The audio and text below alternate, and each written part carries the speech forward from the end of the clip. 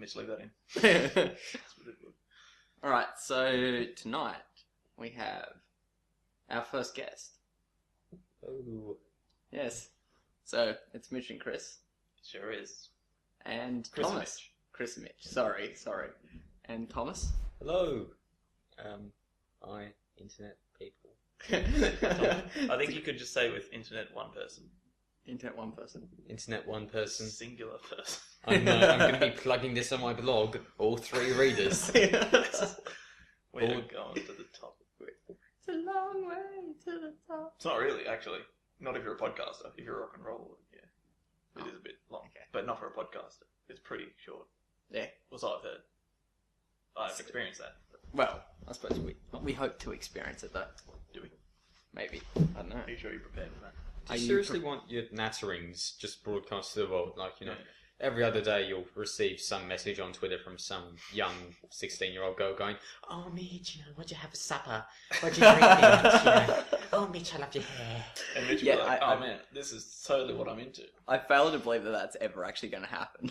And you'll have Shadymuffin cons where, Man, I can't wait for the time where we do S&M con. S&M. We're not calling it fucking S&M anything. Oh, fine. Branding's gone out the window. I'm sure that the marketing team could come up with something better than that. MuffCon. Oh wait, you are Muffcon. marketing. Yeah, that's team. what I was Muffcon, thinking. yeah, Muffcon. Muffcon. Yeah, there's plenty of vagina jokes that will be made later on, I'm sure. What are you talking about? Funny. Yeah, we'd be like, Muffcon, come have some muff. Get some muff here. Be aware it'll be pretty shady. Shady muffins. Shady muff. I don't like this conversation. It's too gross. Sorry, it's not your cup of tea. No. This is what I've brought to this podcast. It's been, 2 minutes, and I've already destroyed what precious joy you've already had here. We were supposed to be intellectual, but Yeah, it's just gone. It's literally jumped up and left the window. Completely gone. I came here for an intellectual discussion about the films of Werner Herzog, and suddenly I find myself discussing Muff. I'll be honest, I've got no idea who Werner Herzog is. He's this insane insane German director. Herzog. Type insane. Insane. He did this film all about, it's a documentary film all about this guy who, he's the sort of nature guy who, oh yeah, I love bears, and I'm one with the bear, I like to sleep with the bears. And all of the park rangers and everyone who knew him just went, mate, no, just don't. And surprise, surprise, one day he tried to hug a bear and the bear decided to hug him back. Yes. Rather aggressively. Yeah. Yeah. Alright. But the best part is, he recorded it on tape. Yeah. So there exists a tape file of Him getting mauled by a bear. Yeah. And Sounds so the wonderful. film has not the actual file, but Herzog listening to the tape, and he's just going, "Oh God. Oh God. Destroy every copy of this." Yeah. I think it's that guy. I'm just reading some of these names. Scream of Stone. Cobra Verde. I mean, I'm not just sure whether... What's that? Nosferatu the Vampire? Nosferatu. Sorry. Come on, you surely I have can't. heard that. No, I haven't. What? You've never heard that name before? Nosferatu. Nosferatu. That's interesting. I thought this was like a pop culture thing. Like, people know about it. Yeah, What is... It was like the first film version of something that was Dracula related. Oh, and okay. actually, I think they had to stop. They had to stop showing it because the family of Bram Stoker wasn't happy that he was pretty much made a movie about Dracula, but he didn't call it that. Right, okay. It was still based on that or something. And it's sort of not like Dracula at all, so you think of Dracula as sort of, the sort of, I want to suck your blood, sort of, very casual, black cape, sort of slick black hair. And this guy's just this hunchback. It's actually really creepy because it's silent, and you just see footage of this black and white, footage of this dude creeping after some girl in his house, and it's just really, really eerie. That would be weird. I'm pretty sure it's on YouTube. I think I looked it up once. I can't remember. But yeah, it was interesting. So while we're on the topic of film, Thomas has got this oh fuck grin on his face. We might as well get this over and done with. He's ready. We might as well get this over. He's got points jotted down, I bet. So, Tom is. Can I begin this? All right, you go ahead. You go ahead. One day, on the legendary day where we had a meeting that went for an hour in the morning and a lecture in the afternoon, so none of us could really be asked to go Do back anything? home. Yeah. We were talking in the university, and Mitch made a reference to a certain film that he happened to dislike greatly. And then he looked over at me and realised that well and truly in a majority of people who do not like this film. But then he looked over at me and realised that I'd gone very silent. And then he realised that I was a fan of, I believe you could say, a Phantom Menace. Phantom Menace. Yes, Actually, you are yeah. Phantom Menace. Menacing Phantom. Yeah. That's the title of this episode, the Phantom Tom Menace. Menace. Okay, I like it. That's happening. Okay. But Podcast 2. Phantom Menace. Podcast? Podcast probably means genocide or something. Didn't you look it up? It was like a foreign word. I just saw that the etymology was Spanish. Oh, okay. And the when I was trying to find the definition, it was a bit odd. Okay, yeah. Alright, so...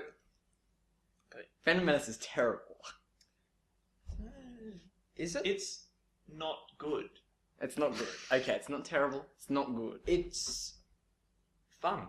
It's a remarkably fun film. You get...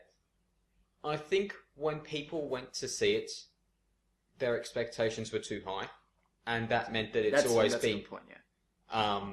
put down in their views. Because if you look at this original Star Wars trilogy, the only film in the original Star Wars trilogy that is legitimately good is The Empire Strikes Back.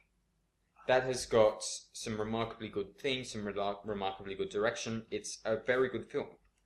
Return of the Jedi comes close. It's probably my favourite of the original trilogy because it's able to straddle the line between good film and remarkably fun film. It's able to have fun with that. Right. So then you get the Phantom Menace, and that just decides, right, we're just going to have out-and-out fun. We're going to, have, starship battles. We're going to have a scene with a pod race. It's just a fun film. Where I take issue is that exactly what you said. It's not what people expected. Whether their expectations were too high or not is a separate issue. But the fact is, it's not what the fans of the series wanted at all. Well, fuck the fans. Yeah, well, literally, that's what he did. I'm sure. Because Not literally, but I'm a Doctor Who fan. sorry. I'm a fan of several series and things, and I realise that there comes a point when the creators of the show will be aiming more to the fans than to a general audience. So Lucas obviously sat down and thought, alright then, so, what am I going to do? I turned into Stan Lee all of a sudden. I'm going to get Spider-Man in this new film. This is amazing. Yeah, we won't get on to Stan Lee. We've got words there too, but basically Lucas decided, who am I going to aim this at? Am I going to aim it at a bunch of 40-year-olds who are going to see this film anyway? Or am I just going to aim at the kids and let the kids have a fun film? Let the kids have a film where they can see wonder, where they can see joy, where they can see some character who just, he's clumsy, but he's actually, he means a lot to young children. Chris's reaction to clumsy. Just some character. I'm not going to say which character I'm talking about. He just exists. And maybe there might be merchandise based around this character that might have made a significant impact on some certain children, Maybe one of the first books that some children ever read was called Watch Out, Jar Jar. I think it's Watch Out Some Character. Let's not be specific.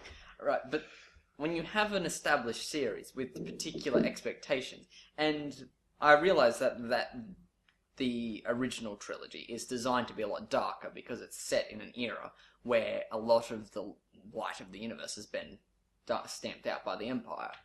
But when you've got that established themes and established backing behind the story, you can't then go and introduce Jar Jar and some terrible, terrible fucking writing on the parts of certain actors that are really good. I'm namely thinking of Liam Neeson here, but... And Ewan McGregor's well, pretty that's- Yeah, he's right. Yeah, but That's I'm not just specifically talking about Qui-Gon Jinn. They could have done Qui-Gon. so much more with the character. There's no character development at all in many of the characters. Some of the lines are just borderline terrible. As opposed to that great character's journey that Obi-Wan went through in the Yes. original trilogy. Yes. Yeah, he but- went from alive to dead. You can't get much more And that's different. what they managed to compress in the entirety of the Phantom Menace. You know, Qui-Gon just went from, alive to dead. Yeah, but, you know? but Obi-Wan was still a And- character when he was dead. He was alive and talking to people. And Obi-Wan, Ah. they actually Yeah, they but had what- they had yeah. character development. They had charm in this Obi-Wan character. This crippled old man. And you've got He's charm just there to push through this. Just spark this character, being Luke, into action. And you've got charm with Qui-Gon as well, because he's not the Jedi that you'd expect him to be. You know, you see him and you go, oh yeah, he's just, the serious sort of Jedi type, oh yes, we're going to come here on trade negotiations. But he's willing to just bend the rules a little. When he sees a young child that he thinks could actually have power to And become a Jedi... let's make it clear, we're referring to Anakin, are you an angel Skywalker? I'm not going to attempt to defend the acting talents of Jake Lloyd, because Sorry, what that acting is talent. a lost cause, Hey. and yet I quite admired Anakin as a child, which Chris is remaining remarkably silent here. I feel like he has a lot to add to this conversation, yet he hasn't really said much. I did have something to say, but it's sort of Trailed off. back there a ways. the point that I'm trying to get at here is Qui-Gon's actually a remarkably fun character once you actually see it. Stuff like when he meets up with Watto and, and he's discussing with I'll him. get on to That's- Watto in a minute, but continue. And, there's scenes like, where, he decides, oh, I'm going to use this Jedi mind trick, you will give us the parts. No, I won't! Yes, you will. No, I won't! And it's just that fun instance of, we're taking the original and changing it up a little, making something new out of it. Alright, so if the film is so fun, then how do you defend the virulent racism that is Watto? How do you defend the racism that is Jawas? What's Jawas without the A's and with an E? Oh, that's without the A. Oh, okay. Yeah, fair enough. It's them dirty Jews. They So- just come in there and, take away C-3PO and R2-D2. How do you defend the homophobia present in C-3PO, where it's just, oh, we're going to need a robot. Oh, let's just make him gay. But if and there let's are- just you- make him, oh my goodness, oh my Hey, The wait, film- wait, wait. the They never film said he can't- was gay. If you made that connection, that's... Oh, I'm sorry. If you made that connection, maybe...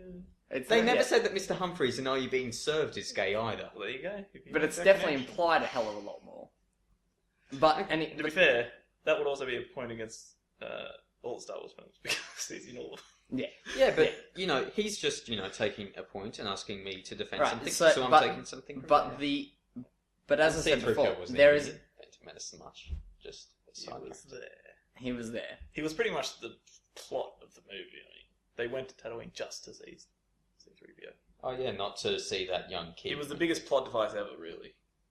So, like I said before, though, there is a certain feel, a certain atmosphere built around the original trilogy, in which those sort of problems are evident, and it could be drawn. You could draw parallels to say that the reason that that sort of racism exists or is typified in that universe is because of how backwards the universe has become because of the oppression of the Empire. Whereas in the new trilogy, if it's all fun and games, then how can you have a character such as that in a world that's meant to be To be fair, they do specify in the thing that the Tatooine is on like the an outer rim? outskirts. It is Outer an rim outer world. rim planet. Yeah, and you go to civilized places like Coruscant, and and you don't just wander around there and just go, oh look, and there's a racist stereotype against the Chinese. Oh, bugger.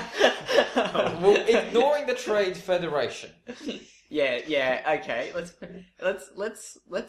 Okay. So However, I would argue that the Trade Federation is actually a remarkably good idea because it's not showing, when you expect for, the rise of the Empire, you're expecting all these, battles of people and stuff. But actually, it's not rising through the battles. It's rising through political machinations. It's Lucas taking what you want, what you'd expect, and just going, no, there are other ways of doing it. It's not the way that you think it could be. I have a problem. That is, you were talking about how the newer trilogy or the Phantom Menace was supposed to be more fun, like a more fun version rather What's than like more such a fun good movie. than watching Parliament Question Time? Exactly. Is there anything more fun than seeing Christopher Pine go, oh yes. Yeah, but it's just such a boring thing. It's like, who we fight? The big bad empire, like this big rise to power thing, and it's like, it's the Trade Federation. Trade. It's not even that big a thing. I watched the Phantom Menace recently, and as a kid, I never really noticed it. To be honest, I was more taken back. Well, everyone from watches the lightsabers and stuff. When I watched it, I enjoyed the scene where Anakin's learning, being tested by the Jedi, and I know that there was the scene where Anakin went to see Padme, and there were scenes like that, but I didn't actively just go, oh, it's another politics scene, I'll just go to sleep now. I just went, oh, it's this scene, with all the cool aliens. But, alright, so focusing back on Jar Jar for a minute. Even as a comic relief character, which is quite clearly what he isn't very funny. Is he though? I love him. Right, so if you're I think what we have here is you have two conflicting arguments. You're saying that it's fun and aimed at children, but then it's okay to introduce things such as heavy political influence. And I also do that to say... I say in a film you can't have it both ways. The thing about how... It was like saying, the 40-year-olds are going to go see it anyway, so let's try to advertise more towards the children, aim it towards them to get more younger people to come through. That doesn't necessarily make it fun or good. That's just smart marketing. That's why a lot of movies, instead of having people get upset, like Americans always talk about how we wanted this to have an R rating, but instead it's PG-13, so they can get more people through the thing. That doesn't necessarily make it better. It just makes it more accessible for younger people. Yeah, but I think Star Wars was never explicitly aimed at 40-year-olds, though. This is what you've argued before, yeah. Star Wars, when it first came out in 1977, the average age of people who watched it was, not, 50-year-old something fans who went, oh yes, I'm going to see this film because I've read about it in Empire magazine and it seems like it's going to be something that I'm going to waste my life with. I'm going to write all these books about Jason and Jaina, the twin children of Han Solo and Leia, and they will go off and have marvellous adventures on the planet Kashyyyk.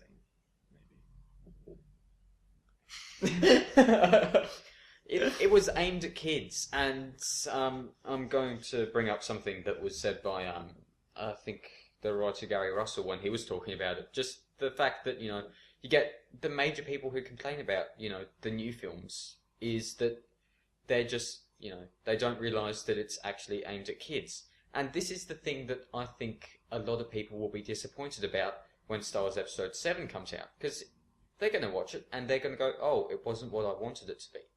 They're going to go, oh, it's not, got everything that I wanted. It's not got all the darkness and stuff. It's just a kid's film. Maybe it's a kid's film because it is, And, we can have our action films, we can have our Takens and our, Iron Mans or whatever. But maybe we should just leave Star Wars for kids. Leave Star Wars for kids. And we can have, bits and pieces for adults to enjoy because chances are adults are going to watch it, I'm not pretending I certainly don't think that Anakin murdering young children is particularly I never said kids. Revenge of the Sith was aimed at children. Oh, well, you said Star Wars was aimed at children, so that would encounter all of the films. But, it's a long film, Revenge of the Sith. I seem to recall feeling fairly tired towards the end. Yeah, it is an extremely long film. And I'm not saying that it's a bad thing for, adult matters to come up in children's programs and stuff. So, another series that I'm particularly fond of, the Thomas the Tank Engine series. We'll get on to that in a minute. I think you'll be pleasantly surprised with my reaction to your arguments. Yeah, no, I think I heard it earlier. Yeah. It has in it, I think it's book number 5, is called Troublesome Engines. And the premise of it is Henry, Gordon, and James are tired of being pushed about like common tank engines, so they decide to go on strike. And it's not the sort of thing that, you get in just sort of, normal kid stuff. It's, just including a bit of real world stuff, a bit of politics, a bit of adult stuff. So the adults can read it and go, oh yeah, I suppose there is a lesson to be learned here. But the kids just see it as the engine's misbehaving, So we've got, sort of stuff. I might actually concede a point here. In that, I know for a fact that there are 2 examples of people that have watched, particularly the original trilogy, when they were roughly 16 or so, and haven't liked the films because of it.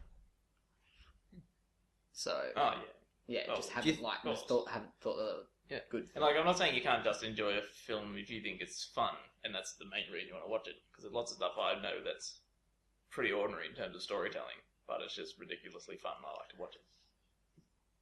I suppose we just sort of expect more sophistication from someone like Lucas. Do we though? Well, prior to this. Prior to Lucas and Spielberg made a series based around 50s and 30s B movies. Yes. And that's another point that I was possibly going to raise, but I didn't get around to watching it. I'm also remarkably fond of Indiana Jones and the Kingdom of the Crystal Skull. However, I'm less attached to that series, so I don't have a commentary on that. I've only seen it once when I was 14, so... but I don't see the problem people have with it, It's along the similar vein. People just watch it and go, oh yeah, we want to see this. But it's just a pastiche of a 1950s B movie. It's even got aliens and a flying saucer at the end. Well, the main argument I remember people being upset about, because I'm not a big Indiana Jones person, was that they didn't like that it was aliens, because they thought Indiana Jones is supposed to be all about, it was like about religious artifacts. But then I was watching some video where someone was talking about it. He made a good point saying that, because all the objects are about religion, so some sort of god. He said it depends. He said it depends who your god is. So what if your god is aliens? What if they're the higher power that represents God? Yeah, okay. And I think we're all ignoring the fact that it has the best instance of the Wilhelm scream ever, where they're Indiana Jones and Mutt driving through a library, and they come across this nerd, and the nerd just goes sort of, does the Wilhelm scream, and I think that's perfect in my view, because it's everyone just going, hey, we need to get this in somewhere, let's put it here. They should just add that in the most random spot, like someone just in the background is talking to someone else, and they open their mouth and just comes out. What is it these days with that? With the Wilhelm scream being used in almost every action movie. I don't know. Sometimes anytime you have an action movie that's not totally serious, it's in there. Like sometimes I like it, but then other times I'll see it put in there and I'm like, well, that just doesn't fit. Yeah. Nothing else sounded close to that. It just doesn't make sense. What is the point of it? I saw a video. Am I missing something here? Like, is there a particular point to it? Not really. It's just as far as I know, it's just a comedy soundbite that everyone knows, so everyone can recognise it. It's just I think it was a stock scream that they had when they were making films, and so it became well known enough amongst the people that they thought, hey, let's just see if we can get this into as many things as possible. And so, because all directors are film geeks, they go, oh yeah, we'll just add this little in-joke in. There was no... And I saw one video once, speaking of inappropriate places to put it, it was someone had re-edited scenes of films to... had the Wilhelm scream in it. So there's a bit in The Matrix where they're fighting Agent Smith and suddenly, sort of thing. The best part was Titanic. Ship starts sinking. Oh,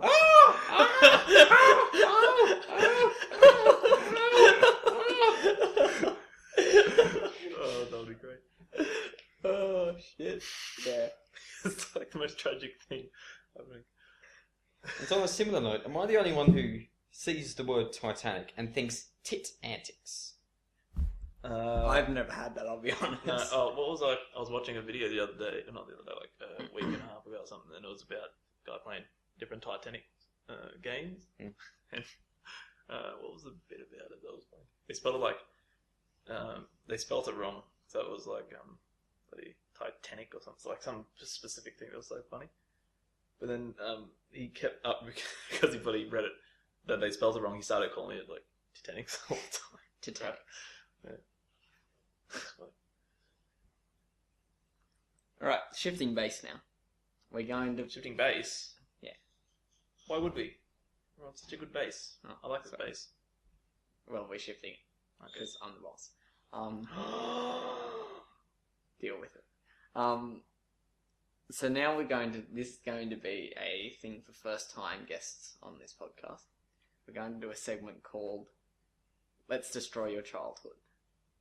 Now, this would have been a whole lot better if Tom hadn't read the same fucking article that I was going to bring up. You think I don't read the Soda Island forum blog? Yeah, I that's should. for sure. I'm a member of the Soda Island forums. Well, It's a remarkably interesting place. So, it was a Guardian article on Thomas the Tank Engine, which I'll link in the link dump. Yeah, but unfortunately Tom ruined this whole thing by having read the article and going, oh, okay, yeah, that's a good point. We are, of course, referring to an article that discussed the sexism and racism and homophobia in Thomas the Tank Engine. Yes, Thomas likes Thomas the Tank Engine. As do a lot of people around the world, I assume. I haven't watched it in years, but I suppose it was good when I was a kid. I watch it every once in a while, which for a 20-year-old man is perhaps something that I should not reveal to the internet. It's alright, people are openly bronies on the internet, so that's... yeah. I think Mitch, cut that out. Sorry, we're burning bridges with someone again. We seem to burn a lot of bridges. You're the one burning them. Sorry. I'm trying to keep them maintained. You say that, and then you would just be like, bloody Tumblr or something like that. Oh, well, why would you just say that? Why would you? I don't know. But yeah, so speak about your... Do you have any defense for this article? it was the Thomas the Tank Engine books were written in the 1950s. That's pretty much the only defense I can give. There are an awful lot of discomforting views that I find in Thomas the Tank Engine that I don't necessarily like. When I watch the old episodes, I find that I'm moving less and less away from, oh yeah, I really enjoy this story, and more towards, I really enjoy the direction of the series. Yeah. There's one episode in particular that it's called All at Sea, and it opens with some of the most beautiful shots in model making that I've ever seen. I feel like I'm going to cry every time I see it, because it just goes from one perfect shot to another perfect shot to another one. It ends on an absolutely perfect shot. It's filled with just this director who's gone, I know exactly what I'm going to do here. I'm going to make the fuck out of this children's show. These kids are going to watch it and go, wow, that's a fucking well-placed lighting camera. I don't know if that's what I think. That's certainly like an objective to have. I'm gonna make the fuck out of this children's TV program. See also the episode Escape, which has also remarkably good lighting in it. But yeah, I think the stories themselves, some of them are good, some of them aren't. Yeah. I don't make any sort of point in saying, oh, how dare you make fun of, Edward and Gordon, how dare you, that's, just perfect. I just go, yeah, it's alright, I suppose, I enjoy it. I watch it as a bit of comfort food, but I don't... In this cruel world. Yeah, cruel, harsh world. And anything after Series 7 of Thomas the Tank Engine, except for the most recent series, is some of the biggest steaming pile of shit that I've ever seen. There's one episode where Thomas goes to find a rainbow. A rainbow.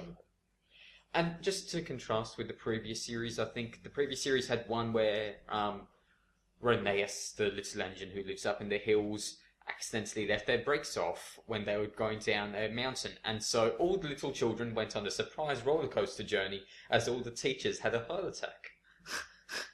There's, I think... Yeah, that train's not surviving that. Yeah. There was one... I'm trying to think of episodes from Series 7 of Thomas the Tank Engine. Not one of my favourites, to be honest. I'm a Series 3, Series 4 kind of guy. Never say that again. Oh, come on, you've got to love it. It's, you know, Got to. directed by David Mitton. Titillating. Oh, David. We're going to pretend we know who that is. You don't know David Mitton? No. Buddy, season 3 and 4 of Thomas and Friends or whatever. Not just Series 3 and 4, Series sorry. 1, 2, and I think 5. Most of Series 6, except for 2 episodes that were done by someone else, because that was intended to be a spin-off. Because they realised, oh, Bob the Builder's popular these days. Let's introduce Jack and the Pack. Which is all about a digger called Jack, who has all these friends, including a bulldozer and a steamroller, and, I think there was a cement mixer as well. And they went off and had construction adventures.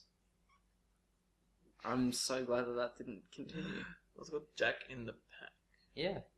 You can get the whole series on DVD. As I think. opposed to Thomas and Friends, it's Jack in the Pack. Yeah. Right.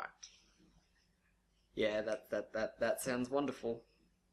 It is really annoying when... I heartily recommend it, because I think there's one episode that features a character who just knocks a building and then it all falls over completely, and they turn around and go, "Sorry guys, accidentally destroyed your homes."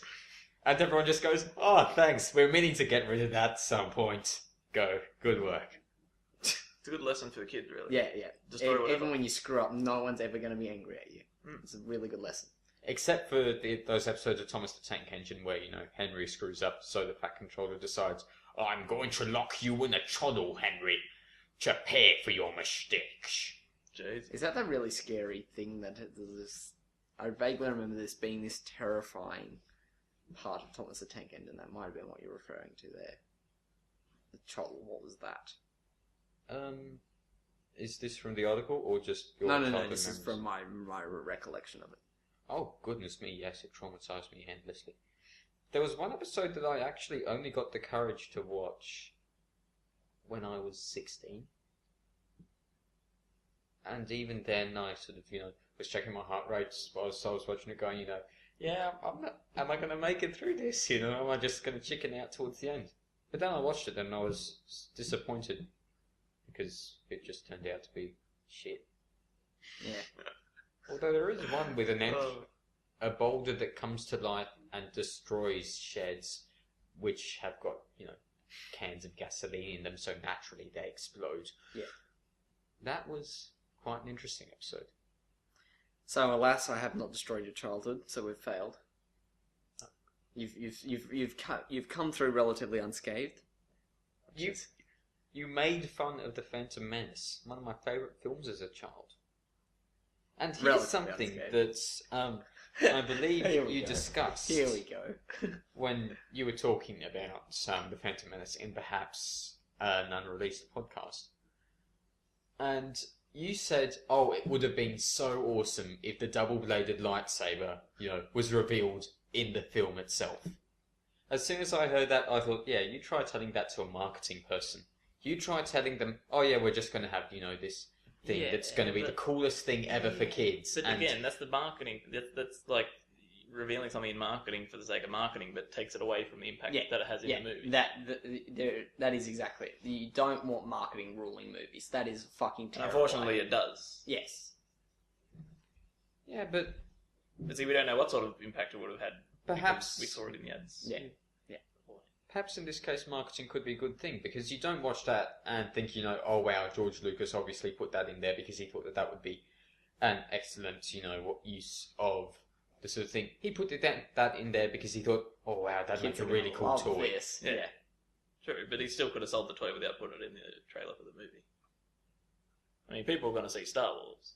Yeah, but Sure. it's going to be sold a little bit later when kids have forgotten about Star Wars and have moved on to something else, like I don't know, How the Grinch Stole Christmas or Dinotopia or something like that. Dinotopia. What is that? It was... Dinotopia was this series. It was a book series all about this steampunk Victorian world where they had dinosaurs. Don't So believe I've heard this- this. It sounds really interesting. I hear the word steampunk Victorian, and my ears immediately prick up, and my brain sparks into life And he has a double-bladed lightsaber. through my brain. But it's been years since I've seen it. I think I last saw it when I was 12 or something. And then it used to be a miniseries, but the version that I watched had it all re-edited into some massive 5-hour block. So I watched it, and I think I fell asleep halfway through. That's quite possible when you have to sit through 5.5 hours of anything. But yeah, they made a miniseries about it, and the premise of it is these two guys sort of land on an island, and dinosaurs are there, and it's awesome. Yeah, I might look into that. It does sound like something. Dinosaurs are awesome. And steampunk Victorian, my brain's still there. I just sort of zoned out after that part. I'm just like, anything that is steampunk is awesome. There isn't enough of it, I feel. There's just not that much steampunk inspired stuff out there. Like when you think of how much cyberpunk and other sort of sci-fi there is, it's just not that much. You say that, but cyberpunk has infiltrated the media, but steampunk has infiltrated as a culture. It is a much deeper culture than cyberpunk. That's for sure. Yes, I can see what you mean there. Yeah. I'm gonna also put the link up for no other point other than the humor of it. The video, what will be the GIF of you dancing, GIF or GIF. I use both pretty much equally to avoid persecution. I will be. I know Chris has just given me a stare of, you just fucking said it wrong.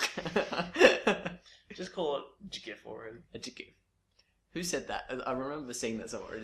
Someone said GIF. I'm like, okay, that's definitely not right. Okay, I can see the points for GIF. I can see more points for GIF. Oh wait, or is it the other way around? Yeah, I don't fucking know.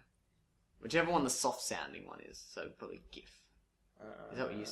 Whichever one you say? I can see your point. G. I think GIF is a hard G. So GIF. I think I might be getting confused, but the GIF, reason GIF sounds like a J. And there's also a peanut butter brand called Jif, and we also have some cleaning stuff called Jif. Yeah, that's pretty true. GIF, I think. So GIF, GIF. better. Also, graphical. Graph.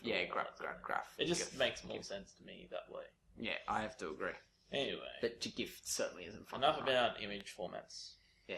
Well, we could discuss the pronunciation of Pinnacle. Don't look at me like that. PNG. Pinnacle. Papua New Guinea. Yes, the image format was specifically named after Papua New Guinea. I've never actually heard someone say Pinnacle before. Well, I've never actually said Pinnacle prior to about 30 seconds ago. I'm surprised I haven't said it, because I often say that sort of crap for no reason. You do. For literally no reason. So yes, I'm going to put the thing of Thomas dancing today, but it's in a GIF format. I'm pleased. It was actually really glorious. Just like which song was it? It was the Everything is Awesome. Everything is awesome. Yeah, we can't Everything is cool when you're part of a team, particularly when I sing this. Copyright's gonna get this blocked. Yeah, I was gonna say. yeah. Look at I was looking at the clock going, okay, just don't go over 30 seconds and we'll be fine. No, that's alright, it's a parody, because he started singing different words. Yeah, that's true. That's when he's, yeah. So he's singing you just like Weird Al. I mean, it was quite a glorious dance, actually. I haven't seen it, I don't think, ever. No, it was only happened a day. And it'll be advertising RoboCop Jr., which is what we did today. Yes. Judge some children playing with robots. I broke so many children's dreams. Now, Thomas had a question, a hypothetical question. Oh, yes, I've forgotten about this. So, shit, cut that out. I said something I really wasn't meant to say. But anyway, the premise of the question... Oh my goodness, I did not know you were that racist. Holy shit. I know, well... I just have a few problems with certain members of society.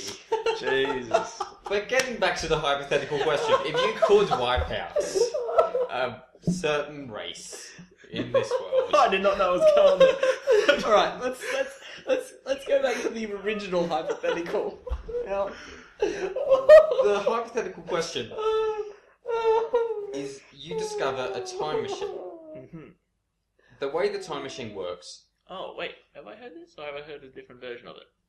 possibly, Yeah, anyway, go again. the way the Yeah. time machine works is it's a swap. Hmm. So it takes your consciousness, and it either offers you a swap with yourself in 5 years in the past or 5 years in the future. So that means you're left with a quandary. Do you either swap your mind for a day with yourself 5 years in the past, so you go running around in the past and solving all these things, and your past self can see, oh yeah, what sort of things, how things turned out? Or do you swap yourself 5 years in the future, and and you see how the future goes, and your future self can solve things for you and do things and show you stuff. And then after the 5 minutes, you just go back. Yep. After one day, you go back to your original self. I should add that you won't remember specifics, so you won't be able to, when you go back, you'll have a general feeling of how things went in the future, So you won't be able to just put money on, I reckon it's going to be these lot of numbers this week, or I reckon that Barack Obama's going to be president in 5 years. I see.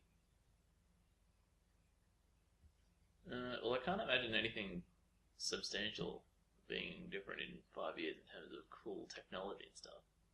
And I don't really care about me in 5 years. So I guess I would go back and just make sure that I didn't waste so many years not getting anywhere with university stuff. Because I don't feel like I'm very far in, and this is like my 4th year out of school. Yeah, I could have done all this in like 1 year.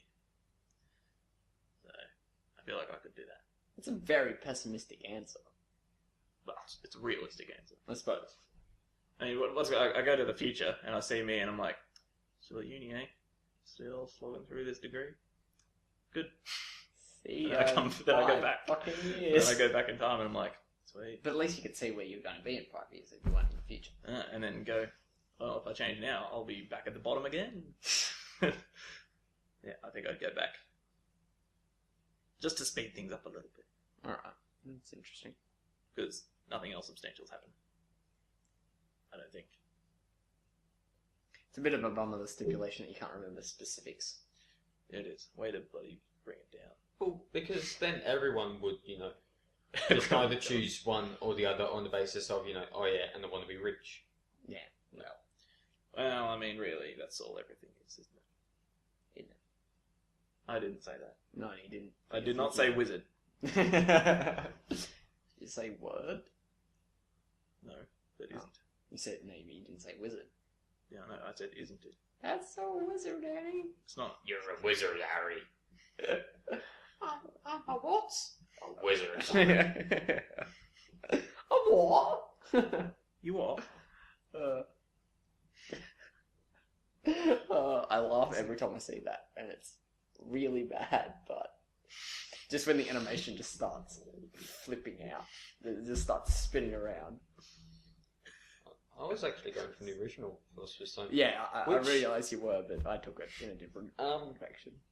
I watched the Philosopher's Stone, goodness me, several months ago. I cried at the end. And I was surprised that I cried at the end. Because I sat down and I thought, yeah, I've been meaning to rewatch the Harry Potter films, so I'll watch it again. And I sat down, and then it got to the end bit, and I've been going through it and having a wonderful time, just going, oh, I used to love this movie, it's so good, it's fun. I agree, and that's a good movie. And then you get to the end, and Dumbledore's, going through, and so we're going to, but we have a few last-minute house points to award, to Ronald Weasley. And suddenly I just go, what's happening? Oh, no, please, no. And then he goes through to Hermione Granger, to Harry Potter, and we're tied with Slytherin. And I'm going, oh, no, you're not doing this, mind. And so finally, it takes a great deal of courage to stand up to his enemies, but a whole lot more to stand up to his friends. I offer 10 points to Neville Longbottom. And everyone starts cheering, and I'm bursting into tears going, it's so beautiful. I can't handle this. Yeah, I'm crying. That's not as bad as my crying story. I'd only watched we'll switch to Doctor Who now. Doctor. Yeah, I'd only watched A Good Man Goes to War last year because I only really got into the magic that is Doctor Who last year, and then I just rewatched like the one particular scene. Like this doesn't that makes sense. I don't feel my situation makes sense. See that is a very emotional moment, but the moment when River turns to Amy and says, "I am telling you." Oh no, it turns to I am telling you, and it's just like there are no ponds in the Gamma Forest, and that was at that point I was like, why am I crying? This makes no fucking sense. It's a happy moment. It's such a great revelatory moment. It's just emotional overload. It's a similar thing that happened with the rest of the Harry Potter films. I sort of sat down and thought, alright then, which of these am I likely to cry in? And so I came away with a conservative guess of all of them. Yeah. I think I didn't cry in Order of the Phoenix. I got incredibly moist in Prisoner of Azkaban. Alright, I love the Prisoner of Azkaban. It's definitely my favourite. It's wonderful, but I don't know why. I don't know why it's my favourite. I just love that film. Like, all of them are good, but I particularly love that film. I still haven't seen The Deathly Hallows Part 1. You don't want to. It's shit. Okay, so it's good that I haven't seen it, and I know the story. Like, I know what goes on, but I just haven't seen it. Do you like camping? No. Well, Then you will dislike this film intensely. Okay. It's basically... Collins makes an appearance. His name's going on the thing now. cast and crew Collins and crew. Your name is going to the link dump. Anyway, continue. with a photo, a link to his Facebook. Yeah. Link to his Facebook. Hyperlink to his Facebook. Continue. It's basically, it's moody teenagers camping about, not camping about, just going, oh, I'm going to Horcruxes. Oh, a house. Literally camping. We're going to visit Malfoy Manor. Oh. Literally camping, not figuratively camping. But they're just going off, going camping. If you enjoy that sort of thing with, Ron Weasley getting awfully depressed and Harry and Hermione having a dance scene for no reason, and also the naked rubbing scene. So if you want to see Emma Watson sort of naked rubbing, then watch the film. I'm going to go watch It's that a good watch. film I'd give it right now. After this 9 out of 10. podcast, I'm watching that fucking film. It's not a fucking film, that's the porn parody. I'm sure. Is there a porn parody? I'm sure there would be. Yeah. Yes. Yeah. Anyway, so I love The Prisoner of Azkaban, but I question what makes you moist about The Prisoner of Azkaban. And why that word? That's a word is a lovely because word. I don't I understand why wasn't people don't like outright that word. crying, but Moist. it just, Moist. my eyes were all Moist. watered up. Stop doing that. You're scaring Moist. everyone. It's Literally everyone is turned it off now. Yeah. Let's just stop. Let's stop. Anyway, sorry, keep going. Oh no, let's just stop whilst we all leave them on a cliffhanger of what makes Tom moist about The Prisoner of Azkaban. Then you'll have Tune to in next invite me time. back. Yeah, we just two-parter. Next time on the podcast, Tom reveals what made him moist. About The Prisoner of Azkaban.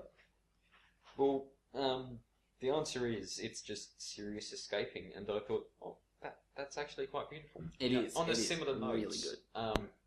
thing that I was going to get to was Chamber of Secrets. When I watched that, it was like Philosopher's Stone, but more so, because I'd forgotten that it was one of the first films that we had on DVD, so I watched the hell out of it. So I knew so much about it, and I had it so linked to my childhood that I just loved it. You're And probably so, going to...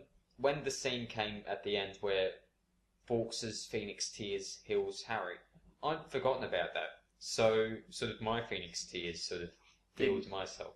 Oh, And then that's it cute. cuts to the best scene in possibly the entire Harry Potter universe, where Fawkes goes off and carries them all, and Kenneth Branagh's just going, it's amazing, it's just like magic, and the swelling music, and I'm crying again. So yeah, So you're probably gonna take issue with this. I don't really like the Chamber of Secrets. I think it's actually quite a good film. I don't. It's all right, but it's not Phantom Menace bad. It's all right, but it's definitely the worst one out of what I've seen of the series. Well, for a start, you haven't seen Deathly Hallows. Yeah, I haven't seen Deathly Hallows Part 1. Um, But yes, that is true. But out of what I've seen, it is the worst. I don't know which one is the worst for me in Harry Potter series. A conservative guess before I rewatched them all would be Half-Blood Prince, but then I rewatched it and had a hell of a fun time. Yeah, it's quite good. I feel it's really good. But like my big emotional moments when I watched The Prisoner of Azkaban, and it's got the Harry the second time round standing on the shore, and and knowing that the first Harry is thinking it's his dad, and just that whole thing where he's just like, Expecto Patronum. I get shivers every time. That scene is literally magic. Literally. Pun intended. Yeah. Literally. Chris, your feel? You've been very quiet tonight. You need Well, to talk more. Jeez. What would you like me to talk about, Mitchell? Half-Blood Prince? Or whichever Harry Potter film you like the most. I've never really given it any thought as to which one I like the most. I suppose it would be... I did like Prisoner of Azkaban. I definitely didn't really like the last two very much. I haven't really. And I did like the Chamber of Secrets though. Yeah. Unlike you, who hates it. No, Jesus Christ, I worst don't- film ever. According I to you. can't actually justify my reasoning. I just don't like it. But yeah, we'll see. I can't justify why I like it because I've never thought about it. Yeah. I just know I enjoyed some of them, and not others. I can't say I ever felt any sort of emotion from them though. I suppose you're a bit older. I know for us, like we I guess. were in the year that, like at the beginning. Well, I was the same age as like the characters. Yeah, you were to begin with, and would rapidly spaced because they aged a fair bit slower. Yeah. It wasn't that much different. That was like probably a year or two by the time it was all done. I was Yeah. the same age as when Harry was supposed to be. We would have been the same age as I Harry. yeah. So Deathly Hallows came. I don't know why, but I just remember from my perspective that my year group was probably the biggest Harry Potter fans out of like throughout the entirety of its existence. I know that my year group was the largest fans growing all the way through. Whenever the movie was released, it was like my age and maybe a year up or a year down that was sort of really into it, and then everyone else was sort of like, oh yeah, okay, this is cool, but it was never really the sort of mania that we had at my level of school. Exactly. So. I mean, it depends who you talk to, obviously, but I never felt like it was that big of a deal. Like people my age, like at least people that I knew. Some people really liked it. Like there's always people that just absolutely love something. But then most people were just sort of didn't care that much. I don't believe I've actually publicly stated this, but I think Harry Potter managed to change, not only change the way that we see everything, as it is, because it made all this fancy stuff more interesting. But when the books and films finished, what you had was, tens of thousands of young children, young women, who were... Sorry, someone's just leaving at the hearing of the words tens of thousands of young women. Tens of thousands of young women. I will probably edit it out or something. They're all really interested in science fiction and fantasy and all that sort of stuff, but they've lost their fix. And meanwhile, at the same time, they're able to find stuff. So if you look at Doctor Who, it sort of it was always reasonably popular, but it exploded around 2010, 2011. Yeah. You look at stuff like the Hunger Games, like hate to mention it, Twilight. All these sorts of fantasy, science fiction, The Hobbit, stuff like that. All that sort of stuff just suddenly exploded because all these people suddenly discovered, hey, there's This all isn't this just other for, stuff this that we isn't can. well, and not just look that. This at. isn't just for geeks and nerds sort of thing. It's something that can And be now enjoyed that by everyone's people openly. it's been around for a long enough time, people that are like our age have grown up to the point where now we're all like, oh, Game of Thrones is also a fantasy thing. Whereas like Game of Thrones. most people would see Game of Thrones originally and be on like bloody fantasy crap. Yeah, that's But then exactly now it. it's like everyone watches Game of Thrones pretty much. Everyone, downloads it or something. Watches it legally. Watches it completely legally, which in Australia is really easy to do. All you have to do is sign up for Foxtel or something fucking stupid. I don't know what that is. Actually, I don't think know anything it is. about Like, that. Foxtel is the only way to watch it legally in Australia, and they're a season behind, like a full year behind. Unless you, Anyway. I don't know, got the DVD or something. Could do that after it's yeah. even But uploaded, you're still gonna be exposed to the internet. Well, this is seeing we've discussed mostly works of fiction up to this point, movies and whatnot, which is good. We're going to talk about sport now? Yes. Alright, guys. I love that team. Yeah, Ha, that team. that one Man, team. can't wait for the footy. My team, I think, is playing on Friday. I get to watch them finally. Anyway, enough of the sports section. Yeah, sports done. Well done. We've done our weekly duty. I was gonna bring up the politics of piracy, if that's all right with you. Polypi. Polypi. Oh, also bad news. We lost net neutrality, guys. It's over forever. Anyway. Really? Oh, that's what people think. Oh, okay. So maybe Bye. that will be. So that's a shame. So we're not going to be able to work. We won't be able to have a website anymore, it turns out, because Yeah. we can't afford to pay the That's telephone. an issue. It's an American issue, but eventually it will be an issue for us. So, anyway. All right, this is the the end. last. Thanks for coming to the last podcast ever. I came in here, I broke it. You did. You did. This is why I can't have nice things. So yeah, you gave me some very optimistic news What was that? a couple of weeks ago about how there's talk of Netflix starting in Australia Oh, yeah. next year. I really hope that that's a thing. It's not. But I read an article. I also read an article that said that Netflix had no interest in expanding in Australia at all. Yeah, how old was that article? Because I probably read the same article at some point. I don't know. I'll see if I can find this, because I A read year it or on two so different ago, things. not relatively recent. Oops, I already exited. Because as it stands at the moment in Australia, we have next to no option for consuming content other than the very few select shows that are on television and a few more on Foxtel paid television, which is exorbitantly expensive and has a literal monopoly on entertainment other than free to air media. And as far as internet services go, we have illegitimate means or nothing. And I don't understand why people such as the communications minister at the moment, who are still pushing for heavier piracy laws, when they could quite easily fix the fucking problem by trying to incentivize the introduction of something like Netflix into the country to reduce the amount of piracy. Like that you give people options. They don't have to go to. But Foxtel are still going to be pushing for this, and then pushing for anti-piracy stuff. People don't fucking want it. Get the And message. the thing is, people are always going to say that's just crap. People just want free stuff, and that's true. There is always people that just will get everything free. There is always people who will just only pirate. But I mean, it's proof enough. Like with us, and the fact that people have buy games on Steam and stuff like that. Yeah. When there's you've seen my Steam Yeah. catalog, library. Yeah. There's just so many stuff where I've gone, my goodness, what a deal, and I bought it, and it just sits there in my library. It's just because it's there. It's in front of me, and it's cheap, and it's so easy to buy. That The I just creators bought are getting money off of it. Yeah. You're getting a good deal. You're getting something that you it. Can look at Can in look my at. library. Yeah.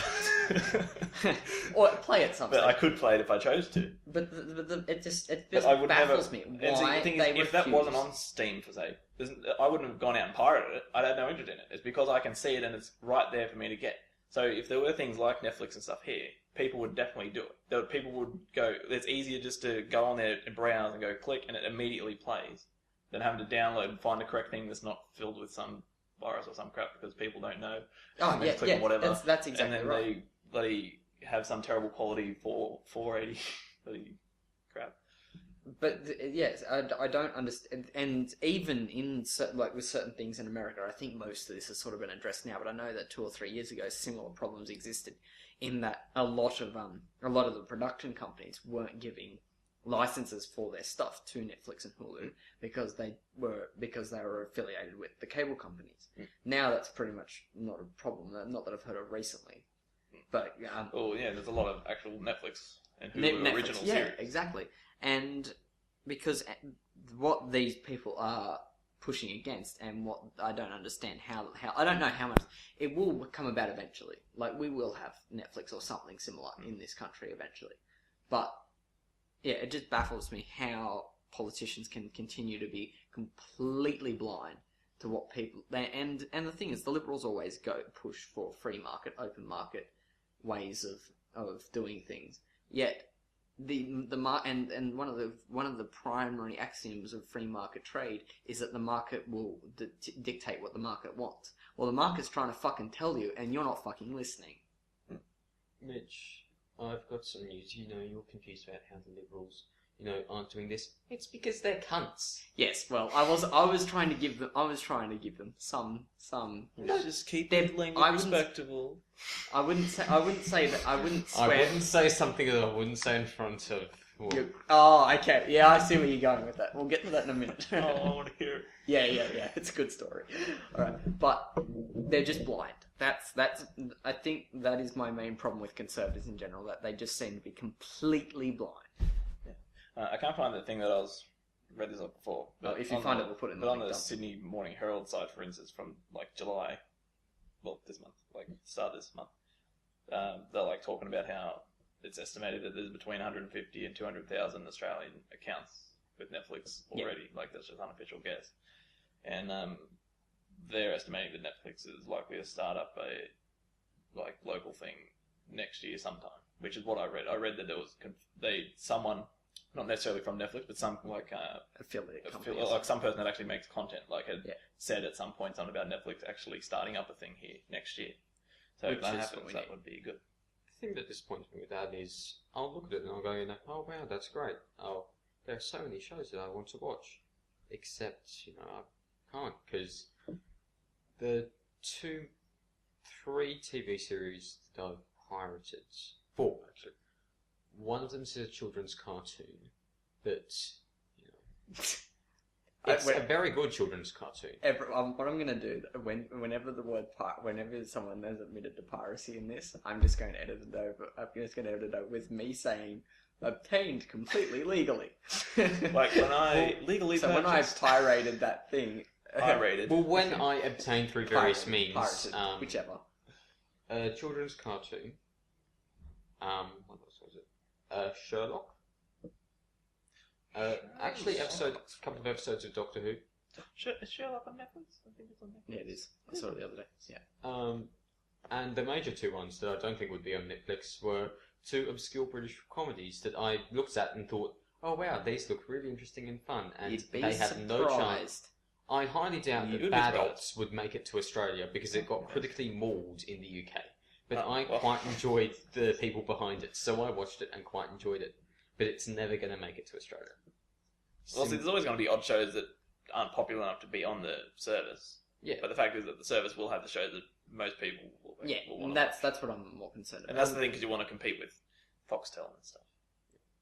But there's still whatever other garbage that we have.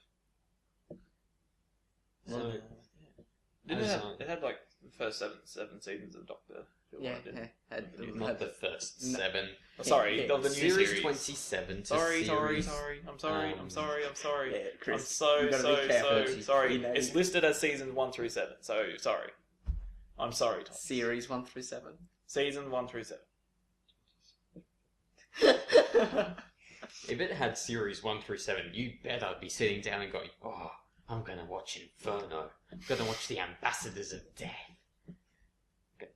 Going to sit down and watch The Reign of Terror. I did plug Tom's blog last week, but he might like to do a little bit. Quick blog at this stage. Blog. That's like some sort of sex toy. Anyway. One day I sat down and I thought. One day I sat down on my blog and I thought, there's an awful lot of Doctor Who that I haven't seen. So That's an image I didn't want. Continue. So I thought, well, the sane thing to do would be to watch it all. So I might as well do that. And, it's the 50th anniversary coming up. Tell you what I'll do. I'll, sit down and watch every episode of Doctor Who one a day from the start. It'll be fun. I'll do a blog about it. I might, do some stuff with it. It could be fun, And so I sat down and I already promised myself that I was going to do it before I actually made the spreadsheet that put an episode to the day I was going to watch it. And I realised that I'd finished in 2016. So, for the next... So what, you're like 250 days in so far? Yes! Yeah, perfect timing. Yes, today is day 251. 251, yeah? Yeah, so... if you want to check it out, when this comes out, I will probably be knee deep in John Pertwee, who is the Third Doctor. His era brought in a lot of 6-part episodes. If you look through my blog, you will find certain strategies that I've used to combat 6-part episodes when you realise Part 5 doesn't have that much in it. Or it could be like the one that I reviewed, Space Pirates, which had 5 whole parts that didn't have anything in them. Yeah. So one of those strategies was to invite Mitch to endure it for you. And I can promise you, Mitch, that I think I'll put you down for one episode in 2016. You know which one I want to do. Yeah. You know exactly. Can I do that one instead? I will write a full essay on that one. I will do an entire essay on that one episode. Is it the one I'm thinking? It is the one you're thinking. Can I do it? Yes, you can. You can do Dr. Lou and the Filthy Farlex. What the fuck is that? The porn parody. Porn parody. I'll be honest, I've never been curious to try and find a Doctor Who porn parody. It's actually, Oh, man. If you get past, Well, I haven't terrible. seen it. I've only read descriptions of it. Because, strangely enough, I don't want to fill my computer hard drive with, that sort of thing. Why put your computer hard drive with it when you can watch it online? But, what would you one of them think? features Daleks kidnapping some young women who then take off their clothes and proceed to sort of...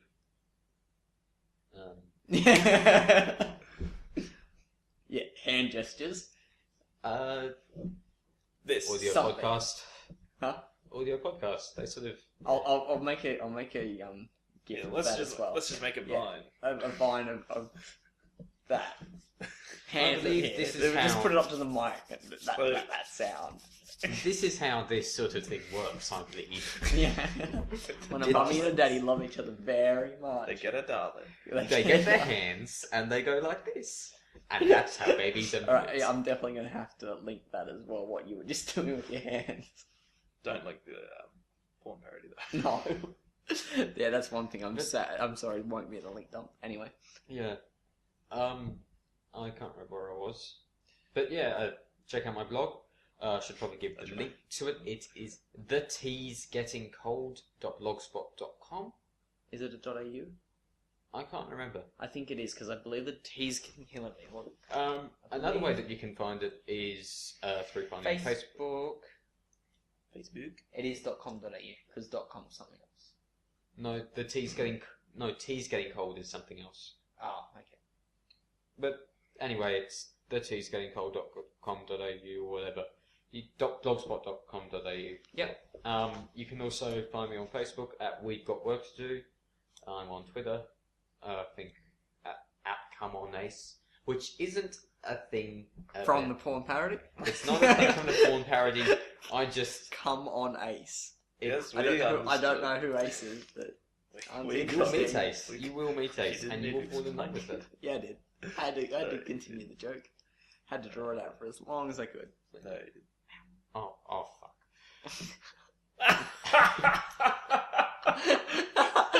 What's happened?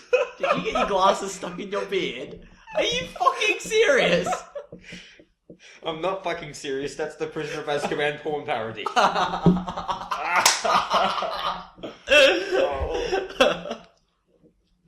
Oh, wow. That was good.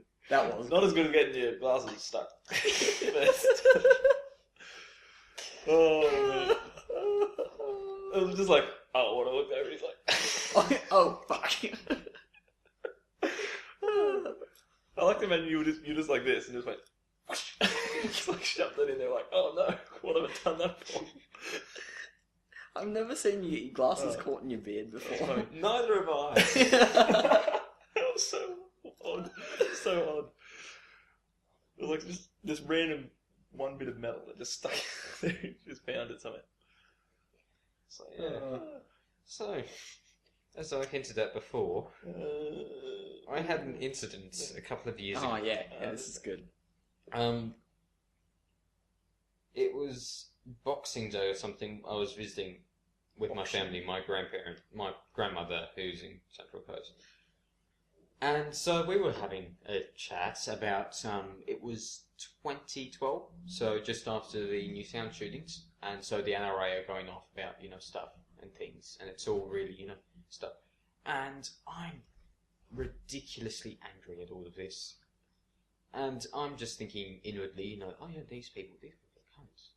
So I'm discussing this with my grandmother and my mother and my sister are there as well. And so I'm just saying, oh yeah, and these cunts, they're just, just...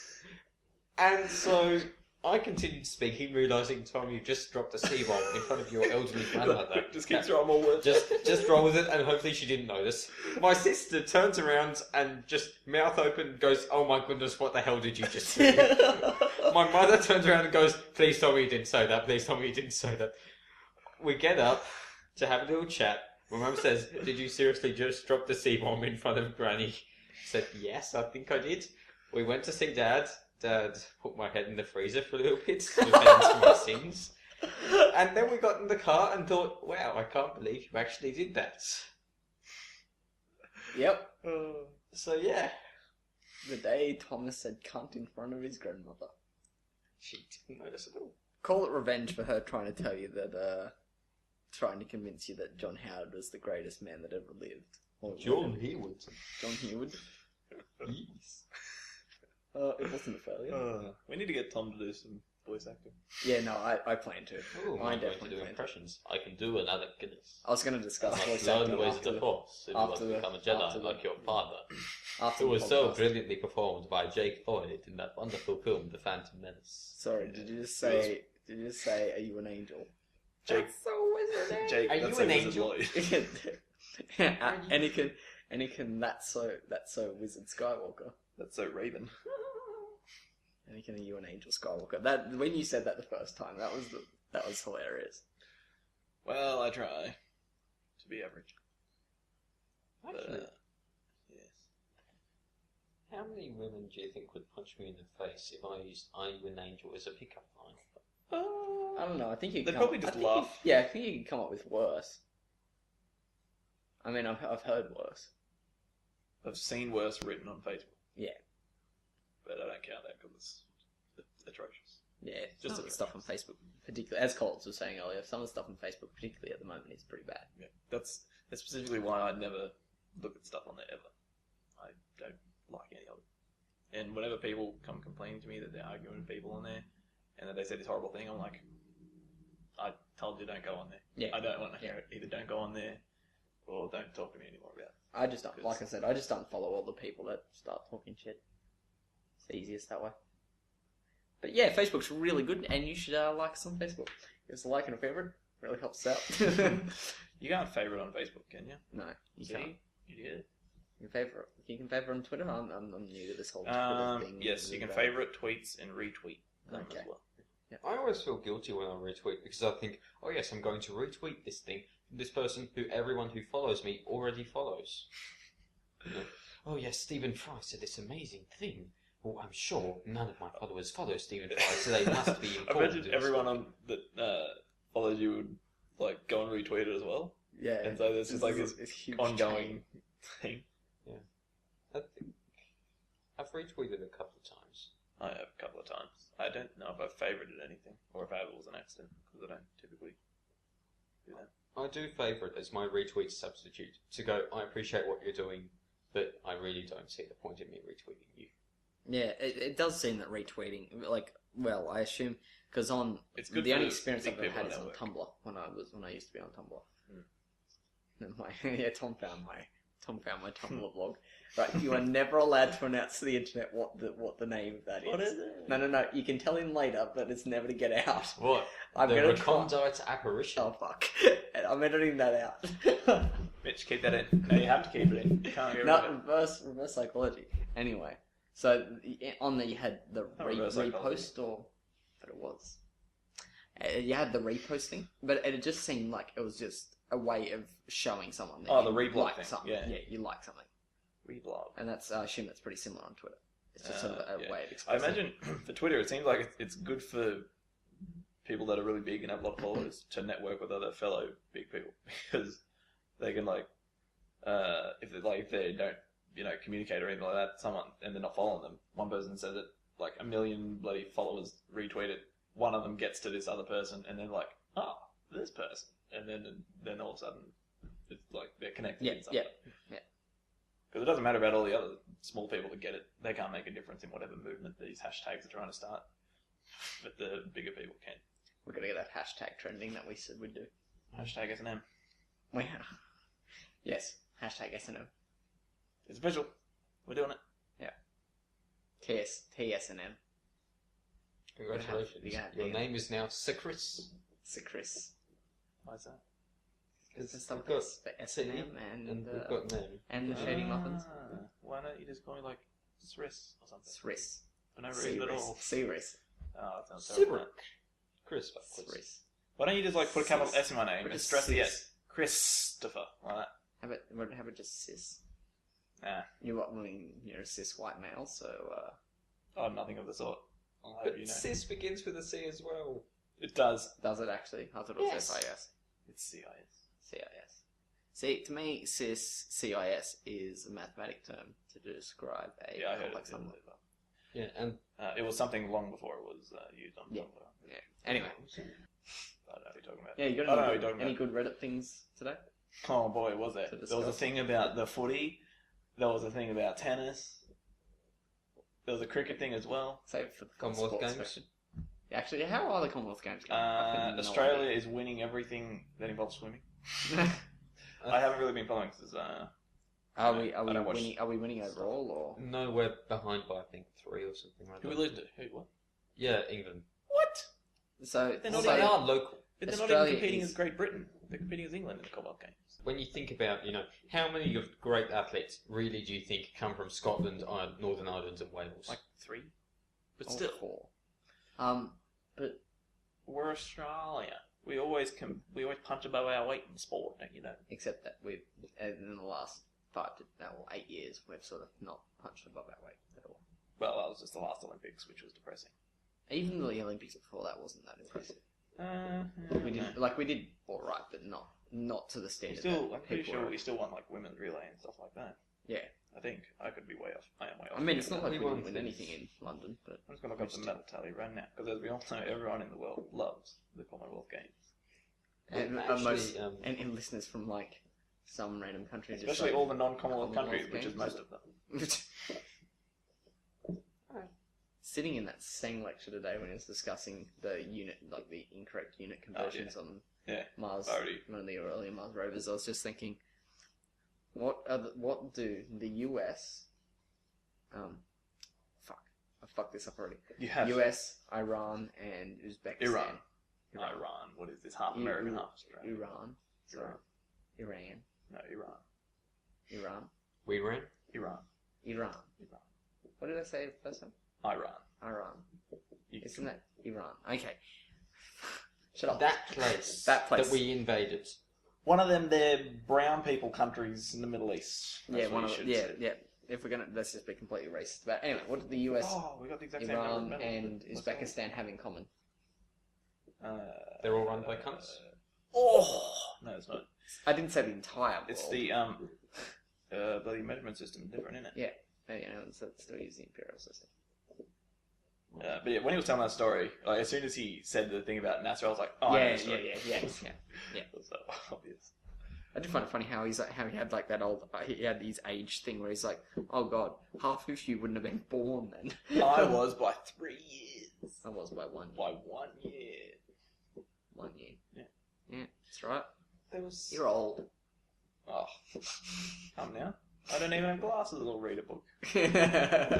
Oh, that's still sort of inside jokes. We shouldn't do that. And I wasn't even there for that joke. Yeah, I'm it's making still it. funny. I remember last year in one of our physics classes, our lecturer sort of said, yes, and I got a really cool sort of thing. A couple of years ago, some cutting-edge graphics was produced about relativity. So let's have a look. And I looked at the date of it, and it was 1997. Holy shit. How old's the lecture? I don't know, it would have been in his 50s or something. Yeah, Which that's was, not very it was long this Dr. Holter. It was Dr. Holdsworth. I'm Yeah. surprised you couldn't tell from my impression. When you did the impression, I'm like, oh, I know who he's trying to be. For the record, that was an amazing impression of one of the lecturers at Newcastle University. Great, now they know where we are. God.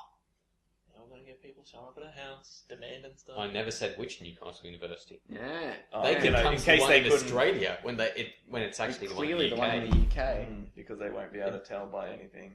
Well, Like our my accent accent. sounds very... yeah. But you do a good Australian accent. Though. Do I? Do Not I? that one. You did one before and it was good. You can do an Australian accent? I haven't heard it. Oddly enough, he can because he just grew up around. Yeah, well, he was born in Australia and everything, but he You can't has really do an odd- Australian accent. Sort of, well, I can, but, you know, it just feels stereotypical, you know, just sort of, you know. That's why I innocent. said. That's why you had the different accent. That's what he's British. I like how we've got through this entire thing without discussing Tom's voice. The fact that he's born in Australia, grew up in Yeah, Australia. he's his from parents- Australia. His parents were... He's actually Yeah, his from voice is Canada, I believe, and completely- grew up there and everything. Isn't that right, Thomas? Well, that's what it's about. What are you talking about? Don't. What are you talking about? Don't, bloody. That's the only thing I can do in a Canadian A accent. book. Is And you don't even do it correctly. A book. Get out of here. It's a board. A board. A board. A board. Board. Yes. Well, we did agree that this podcast should at least have some discussion of video games each week. Oh, yeah. I played Battle Block Theatre. Yeah. Anyway, guys, we'll see you next week. And I actually, Chris played Battleblock Theatre. I played Burial at Sea episodes 1 and 2. Tom played I'm... Doctor Who game. No, I'm not. I'm never playing that again. There are some games that released for the PC that were fun and enjoyable, and I would hardly recommend that you look up Doctor Who the Adventure games. You can probably get them for really cheap on Steam, and they are definitely worth your time. What is not worth your time is Doctor Who Return to Earth for the Wii. I'd imagine it wouldn't be. This will be one of the first games that we play when we get our capture device in our series. 10 out of 10 is the name of that series. That will do 10 out of 10, it's okay. It's a 10 out of 10. It's okay.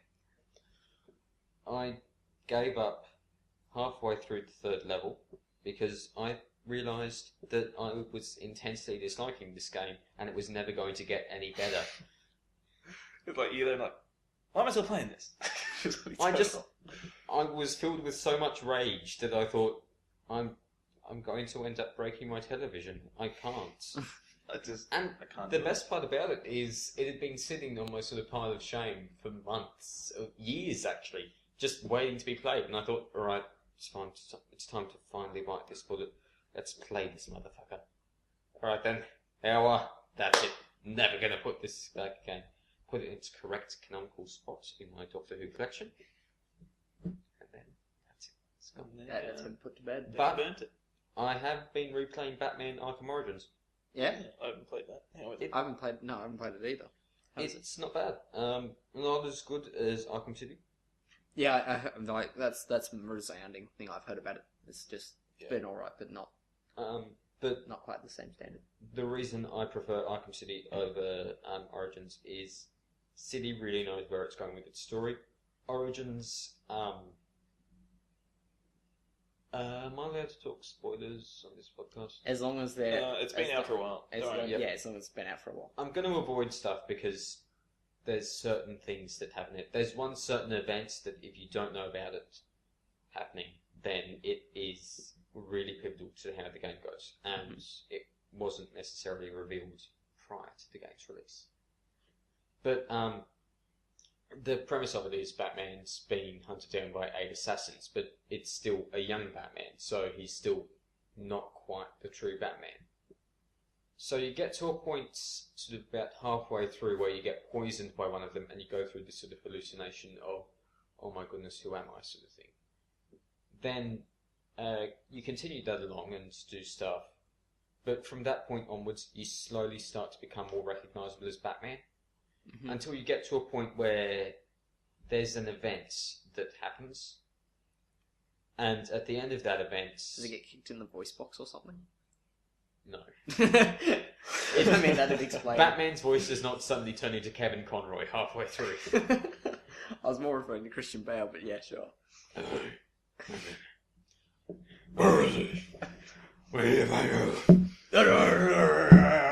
It's gonna be wonderful for an audio podcast. All these people, they know their evidence.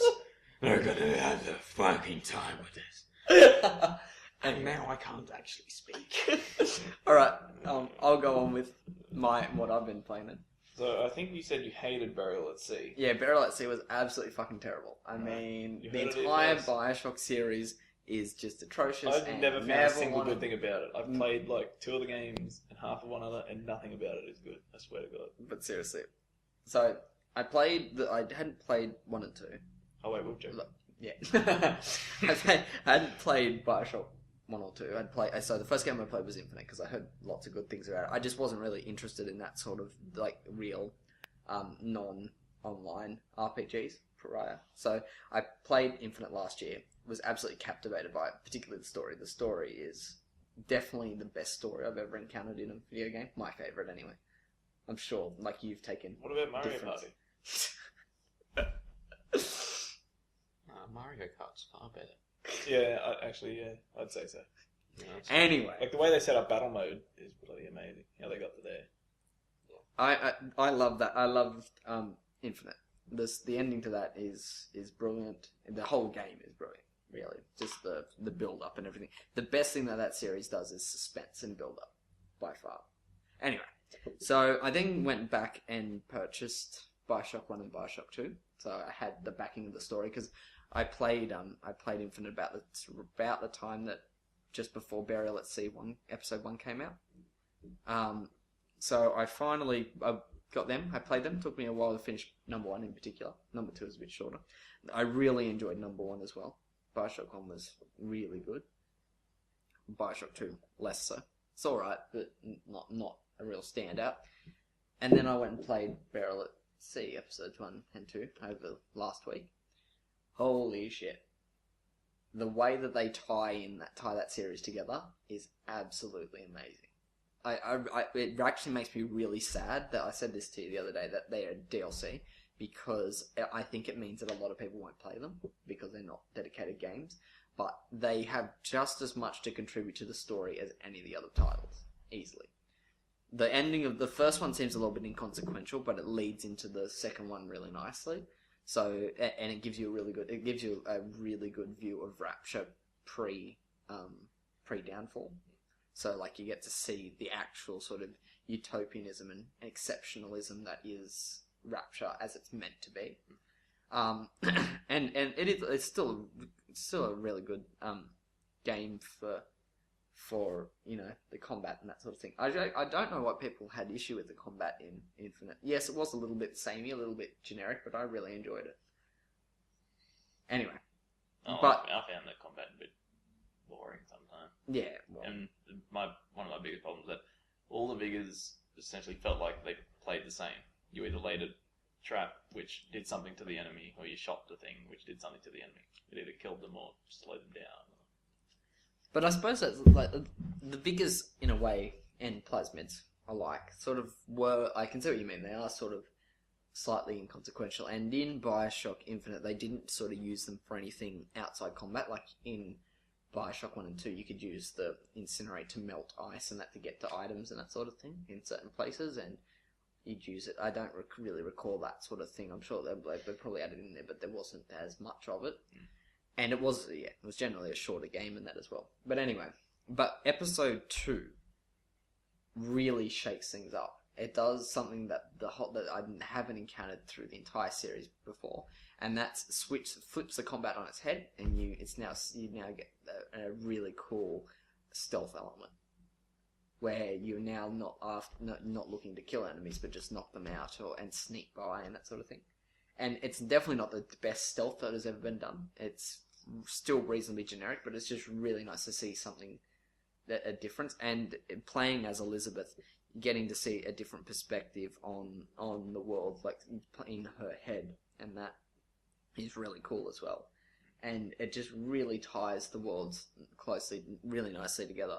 I don't want to talk about the story too much because I really want you to play it. Snow kills Dumbledore.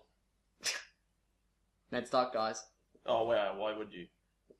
You meant to yell a spoiler out when we start yelling spoilers out. Oh, right.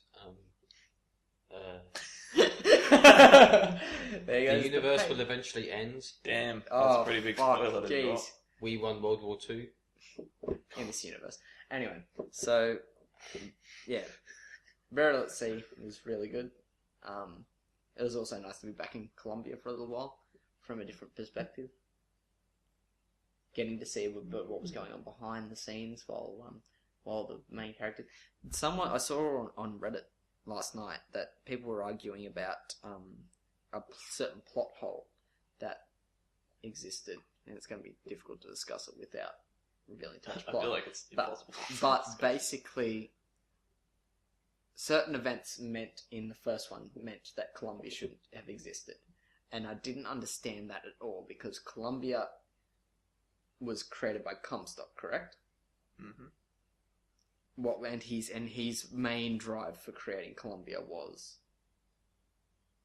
I forget. It wasn't pretty much like analog to Rapture, just sort of like a somewhat like utopian society, utopian. but in more of a religious way than Rapture. Like Rapture still had, religious sort of. Oh, didn't Rapture have all the stuff that said there are no gods, there's only man? Oh, actually, yeah, that's true. Sorry, that's correct. Or was it there are no kings? Was there are no gods or there are no kings? Yeah, I forget what it was. Anyway, it was that was more about exceptionalism, and Colombia was more about sort of religious control and that sort of thing. Anyway, but I don't understand because that was it is difficult, but the story's really tied together really nicely, and that seeing it from Elizabeth's point of view, and it really does. It just closes the series as it is in a nice little ball. I hope that doesn't mean that there won't be any more sequels. I'd really like to see some new cool world, or even. Would you like to see a Bioshock MMO? No. Well, everyone. I was fucking optimistic about Elder Scrolls Online. I was really hoping that was going to be good. What about the Bioshock MOBA? They're all the rage now. No, I played League for a while. Got over it. What about moved on. What about a Bioshock card game? Yeah, I was about to say card game, like Hearthstone was recently. That could be fun, but this is a nice side thing. But it's not. It's not a full game. Let's be honest. Bioshock board game. What about a big open world Bioshock where you build things out of blocks? They're all the rage right now That as well. sounds like fun. Actually, I do want to play 7 Days to Die. That looks like a lot. Yeah, I would like to as well. Would you like to play 7 Days to Die? I don't actually know what it is. Yes, he does. Tom says yes. It's a zombie survival game, but it's like I hate everything it's like zombie. a teamwork. I'm like the only build person. a house like Minecraft style. Yeah, I'm the only person on the planet, it seems, that hates zombie everything. Like, there's all this zombie craze and all this. I don't love zombies. I just don't get it. Because it's not. Like, I don't get why people love zombies. But I don't like. I'm not a person that thinks, "Oh, it's a zombie game. I'm going to get that." Yeah. Whereas a lot of people seem to be captivated by zombies. It's sort of drowning out now, but it was for like the last few years a huge thing. But this actually looks really good. This looks like something that's quite. It's definitely not very polished, but no, it's still alpha or beta. I'm not sure. anyway, it does look quite enjoyable. I'm just going to say no because I actually really Terrified. don't do horror. Yeah. It's not very horrific. It's not particularly when I good. saw- There will be moments that will make you squeal like a little girl, but Like when you look up and you see a horde of 200 Yeah. zombies walking. that was really cool when they looked. The When- video that we watched where they looked around and like there's this horde of zombies. Like, oh shit, guys, And then we they- need to and we need to then do something. They all died at some point. It's just stuff like well, when I saw Jurassic Park for the first time, you were there. That was I was hilarious. watching it in a lecture theatre with a whole bunch of people. We were all sitting down having a wonderful time, and I'd never seen it before. I knew that there were dinosaurs in it, and I knew bits and pieces, but not everything. So when the scene came where some kids were climbing over a fence that was about to be electrified, I was on the edge of my seat because I thought, oh my goodness, what if these kids actually die? What's going to happen? Oh my goodness, oh my goodness, oh my goodness, I'm moving away from the mic. You're right. And then, it happens, I relax, I go, oh thank goodness. A fucking velociraptor bursts through the wall. He jumps off his seat. We all crack up. Like everyone that was sitting around him just burst out laughing. It was the greatest thing. And then later on in the film, a velociraptor just decides to poke his head through a ventilator shaft. That too. I go, He squeals, and we're like, "Who was that?" And Tom's just like, just sitting there looking like a petrified rat. I think there are saving graces in that not all of my friends were there. But yeah, it was good. And I got revenge because later we watched films where there might have been stuff inserted to people's eyes, stuff involving eyes being taken out, stuff. You would love the end of Dead Space 2. Oh no, I dislike that thing that stuff intensely. It's just I'd seen the films before, so I knew what to expect. No one else did. That was lovely. Alright. We've been running for about an hour and a half now. No, So- we'll be able to cut it down. There was lots Yeah. of Mitch edit that out. Edit out every little bit about the Phantom Menace. That entire conversation's About gone. you making fun of Thomas the Tank Engine, and most importantly of all, about that bit where I suddenly went on that massive sexist tirade, and inadvertently, Was it sexist or racist? I thought it was racist. I thought it was racist Yeah, too. it was racist. Mitch no, edited that out. it was, the racist one was different. The There were sexist one, there were two tirades. that was something. That was something. I That was honestly don't think after that I can look at any woman in the eye again. You've looked a woman in the eye before? Apparently. Whilst they sleep. Well, anyway.